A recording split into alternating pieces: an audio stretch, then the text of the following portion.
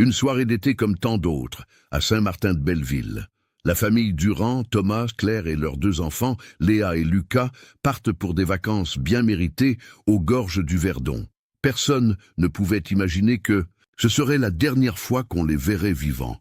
Pendant 5 longues années, leur disparition est restée un mystère complet, jusqu'à ce qu'un plongeur amateur fasse une découverte macabre dans les profondeurs du lac de Sainte-Croix.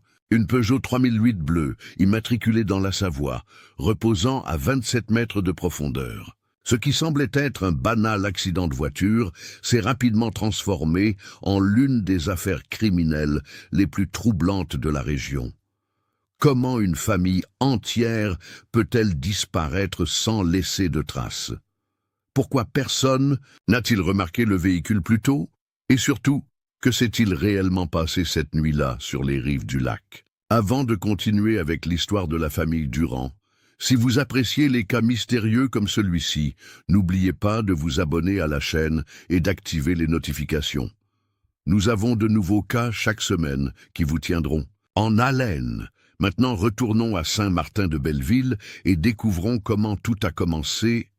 Saint-Martin-de-Belleville, nichée au cœur de la Savoie, est l'une de ces communes françaises où la vie s'écoule paisiblement au rythme des saisons. En été, les touristes viennent profiter de la fraîcheur des montagnes et des magnifiques randonnées. En hiver, la station de ski des Trois-Vallées attire les amateurs de sports d'hiver du monde entier. C'est dans ce cadre idyllique que la famille Durand avait construit sa vie. Thomas Durand, 42 ans, était un architecte respecté dans la région. Grand amateur de montagne, il avait choisi d'installer sa famille dans ce village pour être au plus près de sa passion. Ses collègues le décrivaient comme méthodique, précautionneux et particulièrement attentif aux détails. Claire, son épouse de 39 ans, enseignait la littérature au collège local. Dynamique et chaleureuse, elle était impliquée dans plusieurs associations culturelles et connue pour son rire communicatif. Ensemble, ils avaient 2 enfants. Léa, 15 ans, adolescente douée pour le piano et passionnée de photographie, et Lucas, 10 ans, un garçon espiègle et curieux qui ne se lassait jamais d'explorer les environs avec son père. Thomas planifiait, aime toujours tout méticuleusement, se souvient Jean-Philippe, son ami d'enfance. Chaque voyage était organisé des semaines à l'avance, chaque itinéraire étudié dans les moindres détails. Il ne laissait jamais rien au hasard, surtout quand il s'agissait de la sécurité de sa famille. La maison des Durand, une ancienne ferme savoyarde rénovée avec goût, reflétait cette harmonie familiale. Des photos sur les murs témoignaient de leurs nombreuses aventures, randonnées dans les Alpes, vacances à la mer, week-ends culturels, à Paris. Ce mois de juillet 2018, ils avaient prévu de passer 2 semaines dans le sud, aux gorges du Verdon, pour explorer ce joyau naturel de la Provence et profiter du climat méditerranéen. Claire était particulièrement enthousiaste à l'idée de ce voyage, raconte sa sœur Émilie. Elle avait préparé un itinéraire culturel pour faire découvrir aux enfants les villages perchés et l'histoire de la région. Thomas, lui, y avait hâte de faire du kayak dans les gorges. Ils en parlaient depuis des mois. La veille de leur départ, les Durand ont invité quelques amis pour un apéritif dans leur jardin. L'ambiance était joyeuse, détendue. Personne n'aurait pu imaginer que ces moments partagés seraient les derniers. Alors que l'été s'installait doucement sur les montagnes savoyardes, la famille Durand s'apprêtait à vivre ce qui devait être simplement des vacances mémorables, ignorant que leur destin allait basculer et devenir l'un des plus grands mystères de la région. Le samedi 7 juillet 2018, le jour se lève sur Saint-Martin-de-Belleville. Il est à peine 6 heures du matin lorsque Thomas charge les derniers bagages dans le coffre de leur Peugeot 3008 bleu. Claire fait un dernier tour de la maison, vérifiant que tout est en ordre avant leur absence de 2 semaines. Léa, encore ensommeillée, s'installe à l'arrière avec ses écouteurs, tandis que Lucas, déjà plein d'énergie malgré l'heure matinale, bombarde ses parents de questions sur leur destination. « Je les ai vus partir vers 6h30, témoigne Madame Perrin, leur voisine. Thomas a klaxonné brièvement en passant devant chez moi, comme il le faisait toujours.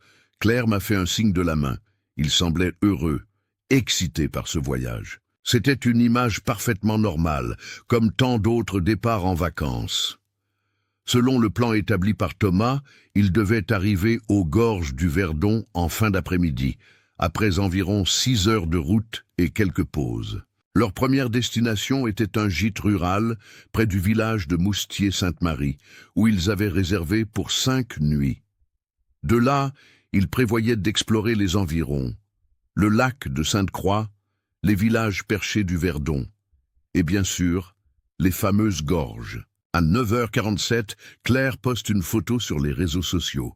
Un selfie de la famille à une aire d'autoroute près de Grenoble avec la légende « En route pour l'aventure » de vacances familiales. C'est la dernière trace numérique qu'ils laisseront. À midi, Thomas appelle brièvement ses parents pour leur dire que tout se passe bien et qu'ils viennent de passer Sisteron. La communication est courte car, selon son père, la réception était mauvaise et Thomas a dit qu'il rappellerait le soir une fois installé. Ce rappel ne viendra jamais.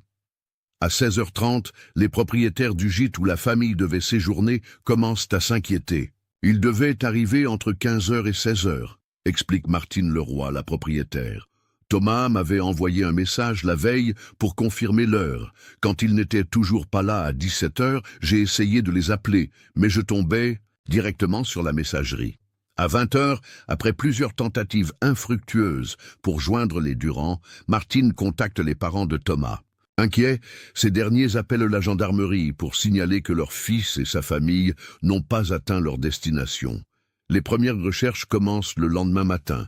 Les gendarmes vérifient les hôpitaux de la région, les rapports d'accidents de la route, contactent les proches. Rien. La Peugeot 3008 n'apparaît dans aucun rapport d'accident. Les téléphones des 4 membres de la famille sont éteints et intraçables.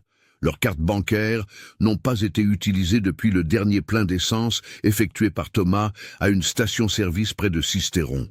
C'est comme si la famille Durand s'était volatilisée quelque part, entre Sisteron et Moustier-Sainte-Marie, sur une route traversant une région de montagnes, de forêts et de lacs. Un détail apparemment insignifiant à l'époque sera rapporté par un employé de la station-service où Thomas a fait son dernier plein. Je me souviens de cet homme parce qu'il a demandé des informations sur un chemin panoramique pour rejoindre le lac de Sainte-Croix, dira-t-il plus tard aux enquêteurs. Je lui ai conseillé de prendre la route qui passe par Bauduenne, plus pittoresque que la nationale. Il semblait très intéressé par cette option. Ce simple conseil routier allait-il changer le destin de toute une famille? Les jours suivants, alors que les recherches s'intensifiaient, personne ne pouvait imaginer que la réponse reposerait pendant 5 longues années dans les profondeurs silencieuses du lac de Sainte-Croix. Les semaines qui suivirent la disparition de la famille Durand furent marquées par une mobilisation sans précédent. Les gendarmes, aidés de volontaires locaux, ratissèrent les routes, les chemins et les ravins entre Sisteron et Moustier-Sainte-Marie. Des hélicoptères survolèrent la région. Des plongeurs explorèrent les plans d'eau accessibles depuis la route, sans résultat. À Saint-Martin-de-Belleville, la stupeur laissa place à une douleur collective. Une veillée fut organisée sur la place du village, où des centaines de bougies furent allumées en soutien aux familles des disparus. L'école où enseignait Claire resta fermée pendant 3 jours, en signe de deuil. Les élèves de Léa et Lucas laissèrent des messages et des dessins devant la maison des Durand, désormais vide et silencieuse. C'était comme si un voile sombre s'était abattu sur notre communauté, se souvient le maire de l'époque. Nous avions l'impression que cela pouvait arriver à n'importe qui. Cette famille représentait tout ce qu'il y a de normal, de rassurant, dans notre quotidien. Les parents de Thomas et Claire prirent en charge la maison, s'occupant du courrier, des plantes, maintenant l'espoir qu'un jour, peut-être, la porte s'ouvrirait à nouveau sur leurs enfants et petits-enfants. Les théories se multiplièrent. La plus répandue était celle de l'accident dans une zone inaccessible, une sortie de route dans un ravin non visible depuis les chemins principaux. Certains évoquaient un enlèvement, bien qu'aucune demande de rançon n'ait jamais été reçue. D'autres, plus rares, parlaient d'un départ volontaire, une nouvelle vie ailleurs sous de nouvelles identités. Thomas n'aurait jamais fait ça, affirmait catégoriquement son père. Il n'aurait jamais infligé une telle souffrance à ses parents, à ses amis, et Claire était trop attachée à ses élèves, à son travail. Quant aux enfants, ils avaient toute leur vie ici, leurs amis. 1 an après la disparition, l'enquête piétinait. Les gendarmes avaient suivi toutes les pistes possibles. Les diffusions d'avis de recherche sur les chaînes nationales n'avaient rien donné. L'affaire restait ouverte, mais les ressources allouées diminuèrent progressivement.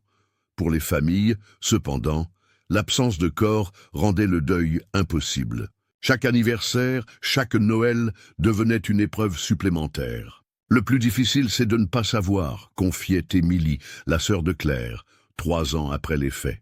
On oscille constamment entre espoir et désespoir. Certains jours, je me réveille persuadé qu'ils sont quelque part, vivants.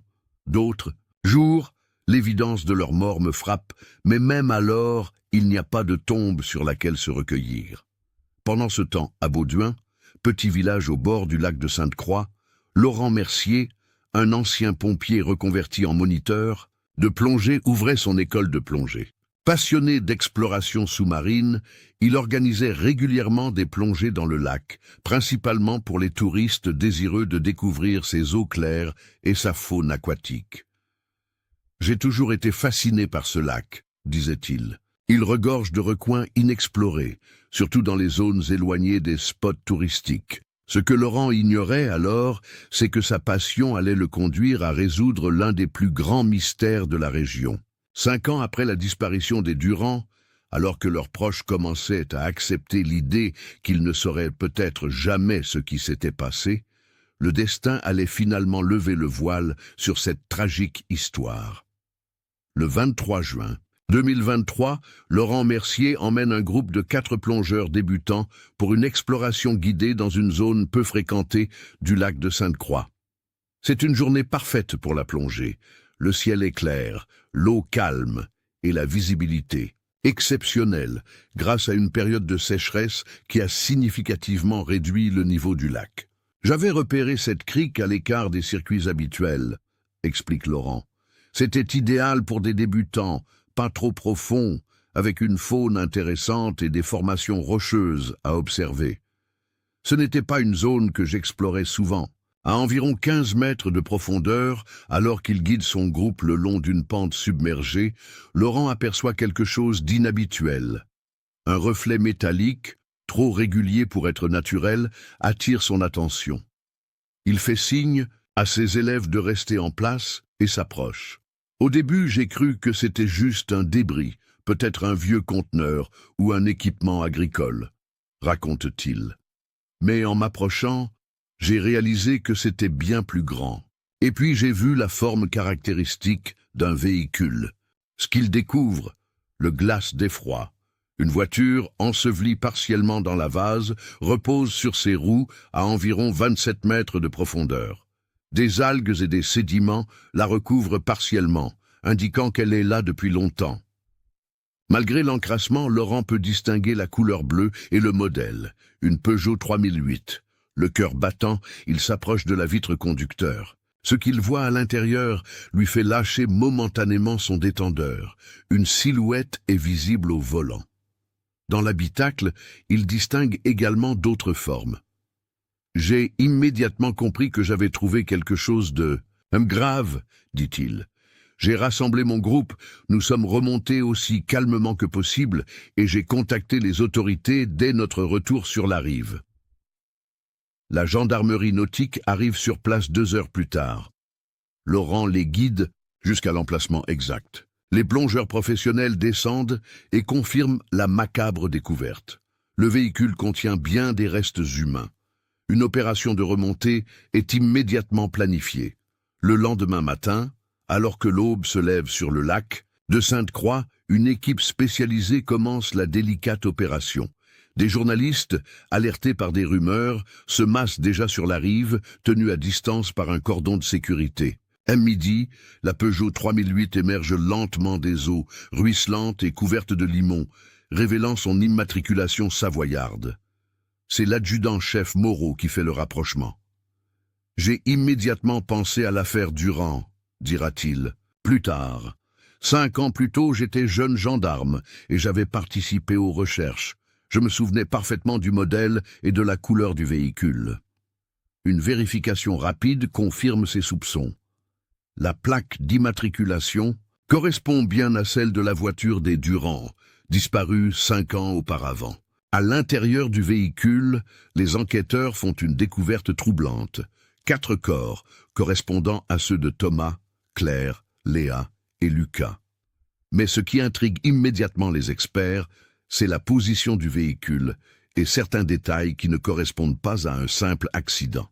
La voiture reposait parfaitement sur ses roues, dans une zone où la pente est assez douce, explique un des plongeurs de la gendarmerie. De plus, les vitres étaient fermées et les ceintures de sécurité attachées. Cela ne ressemblait pas à une sortie de route accidentelle. Un petit objet, retrouvé sur le siège passager avant, attire particulièrement l'attention des enquêteurs. Un appareil photo, celui de Léa. Malgré 5 années sous l'eau, la carte mémoire, protégée dans son compartiment étanche, pourrait peut-être encore contenir des informations. Les techniciens la confient immédiatement à un laboratoire spécialisé, alors que la nouvelle de la découverte se répand comme une traînée de poudre, atteignant rapidement Saint-Martin-de-Belleville et les familles des disparus. Une question brûle toutes les lèvres. S'agit-il d'un tragique accident passé inaperçu pendant 5 ans, ou y a-t-il quelque chose de bien plus sinistre derrière la disparition de la famille Durand?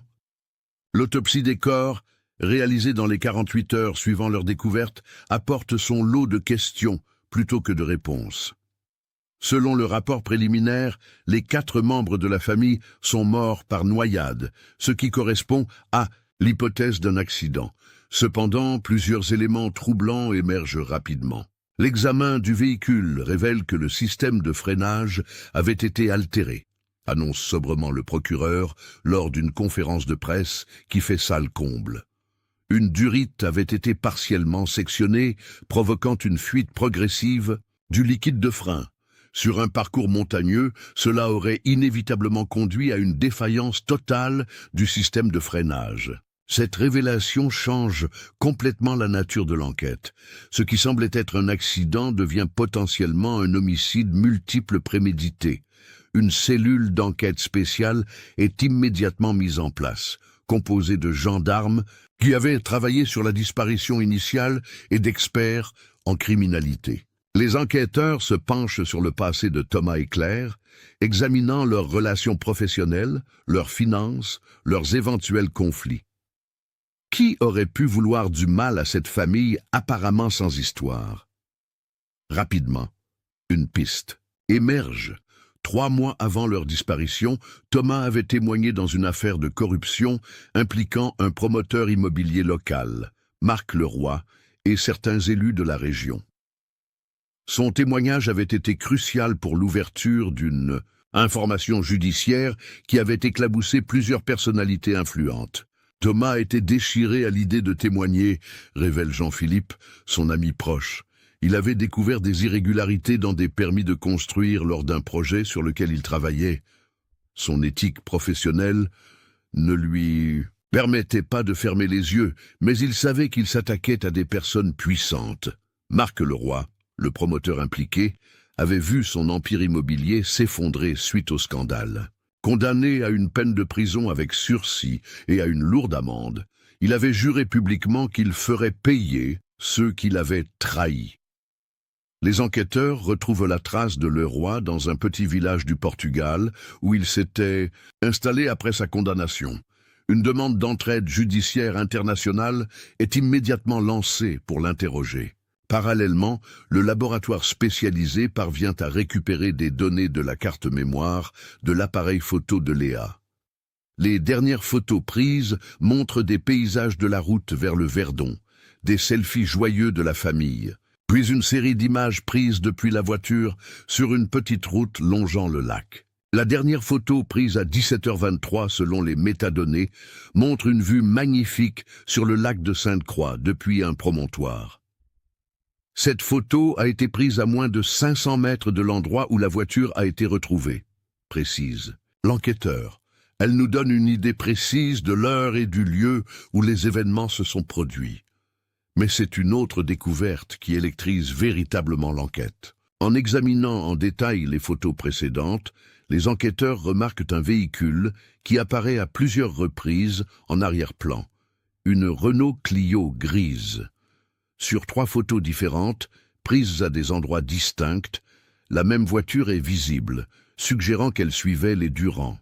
Sur la dernière photo où elle apparaît, la Clio est garée à une 50aine de mètres derrière la Peugeot des Durand, sur le même promontoire, note le lieutenant, en charge de l'analyse des images.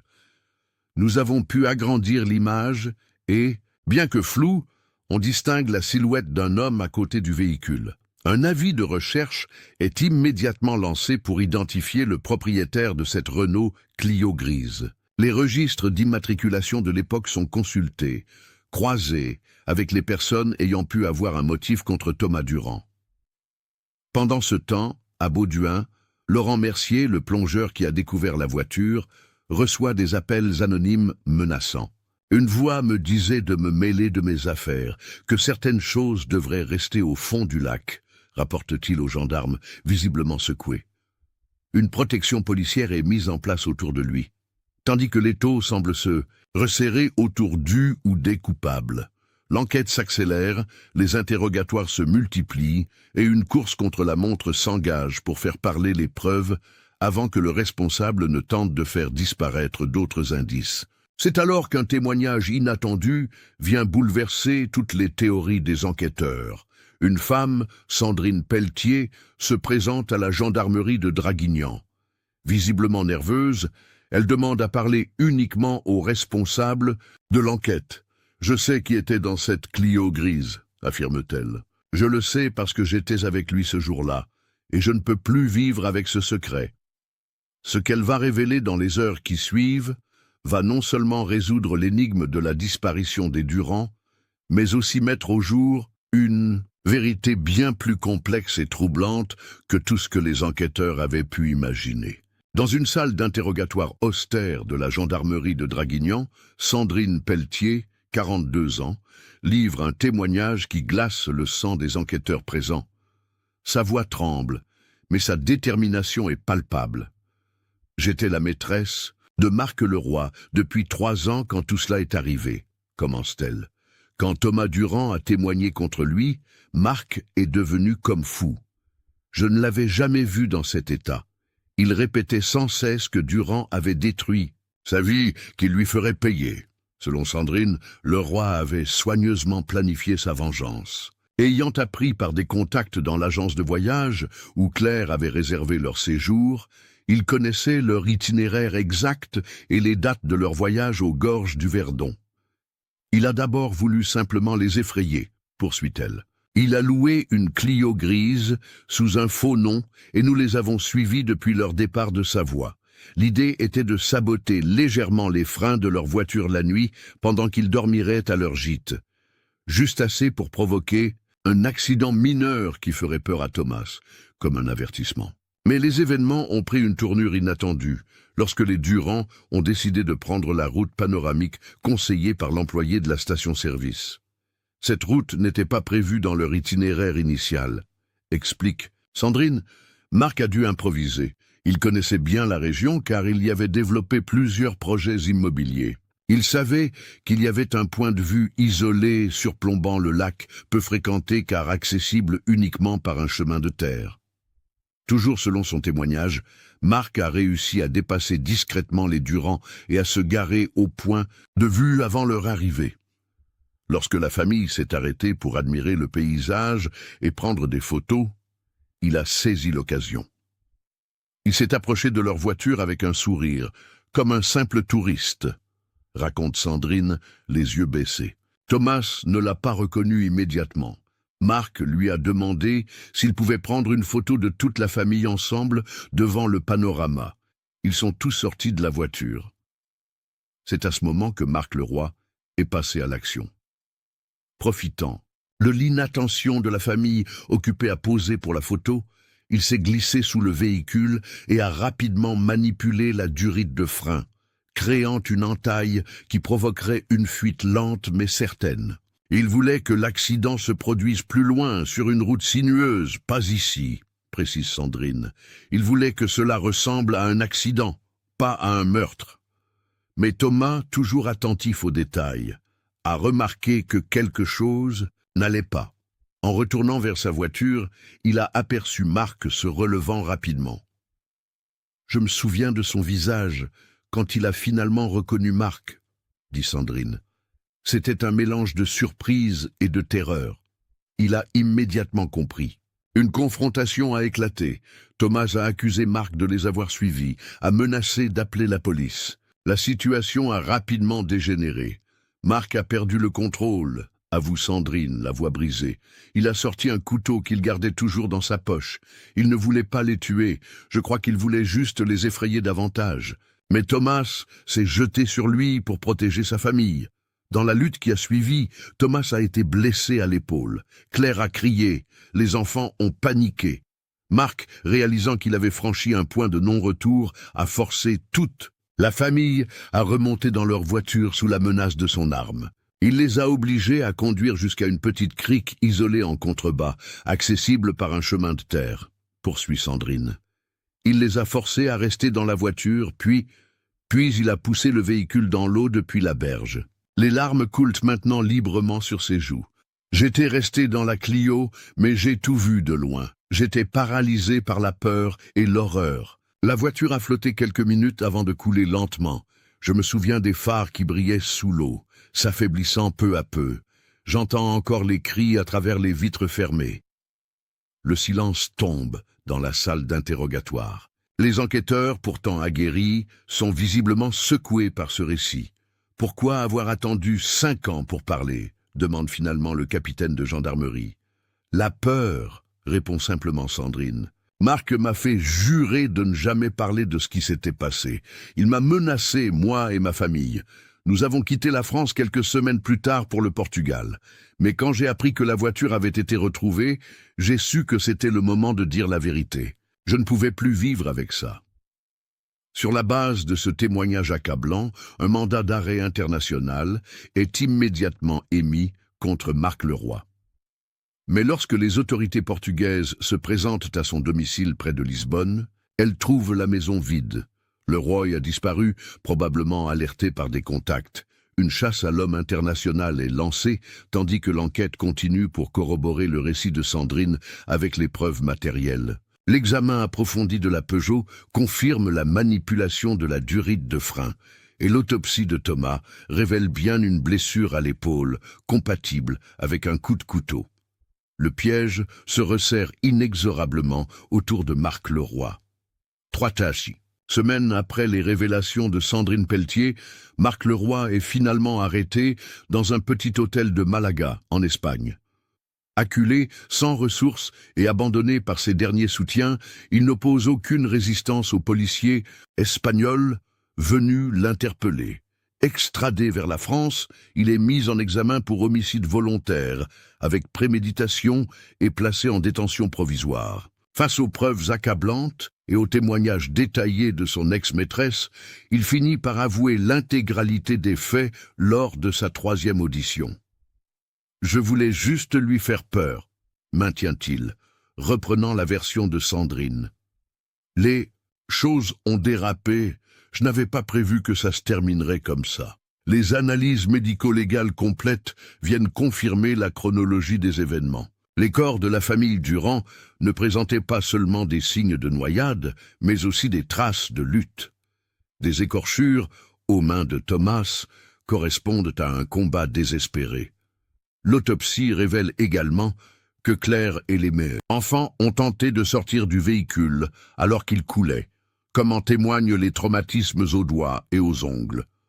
Ils ont essayé d'ouvrir les portières et de briser les vitres, explique solennellement le médecin légiste lors du procès qui se tient 1 an plus tard. Mais sous l'eau, la pression rend l'ouverture des portières presque impossible, et les vitres de sécurité modernes sont extrêmement difficiles à briser sans outils adéquats.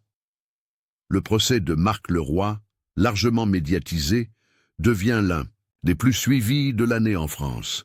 La salle d'audience est comble chaque jour, remplie de journalistes, de proches des victimes et d'habitants de Saint-Martin-de-Belleville venus chercher des réponses et un semblant de justice. Sandrine Pelletier, principale témoin à charge, témoigne pendant 2 jours entiers, détaillant la personnalité de Leroy, sa rage après le témoignage de Thomas et les événements tragiques de ce 7 juillet 2018.